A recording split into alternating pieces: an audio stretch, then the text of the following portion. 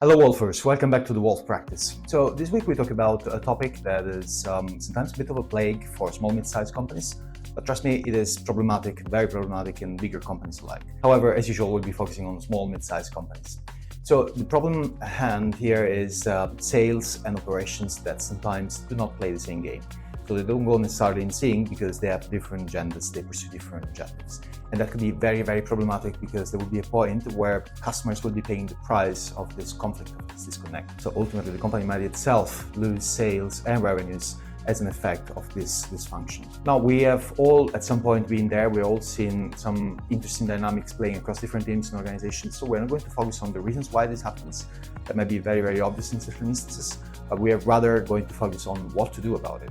And particularly we'll be looking at three different actions, three different steps. So the first thing to do is to create a shared cadence between sales and operations. That means having weekly or anyhow regular systematic check-ins between sales and operations. A typical example of that is the S&OP meeting, which is scheduled and planned in everybody's calendars. We certainly want to have pre-launch coordination when there are new product introductions. Then we need to make sure there is a very, very close level of cooperation and conversation happening between sales and operations. Last but not least, we want to make sure there is a shared, at least quarterly planning. But typically, another element that has proven to be particularly effective in companies goes straight to the root of the problem, which is different agendas, different objectives, different goals. So unifying the goals, it's something that traditionally tends to work extremely, extremely well. We don't need to boil the ocean. We don't need to create an extensive list of goals and metrics that are exactly the same across operations and sales, because obviously they do have different jobs, so necessarily they have different goals. But if you focus on at least three key metrics, and those could be, by example, on time in full delivery, revenue quality, forecast accuracy.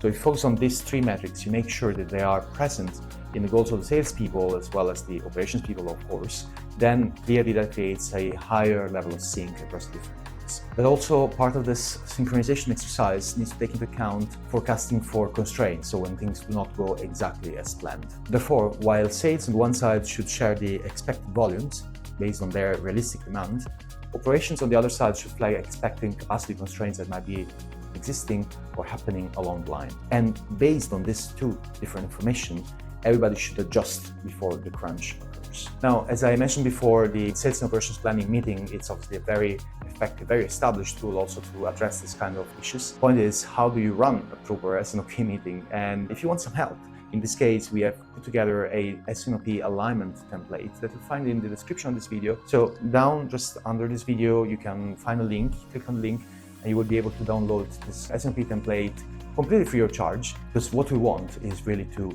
grow together, not in silos. So I hope you enjoyed this video, and I hope you will enjoy the tool available in the description of the video. If so, please leave a like or just comment on the video. Don't forget to share this with your friends and colleagues who might find it helpful. And absolutely, by all means, subscribe to the channel to stay always up to date on anything that is coming new from the Wolf Practice for you. I look forward to talking to you all next week.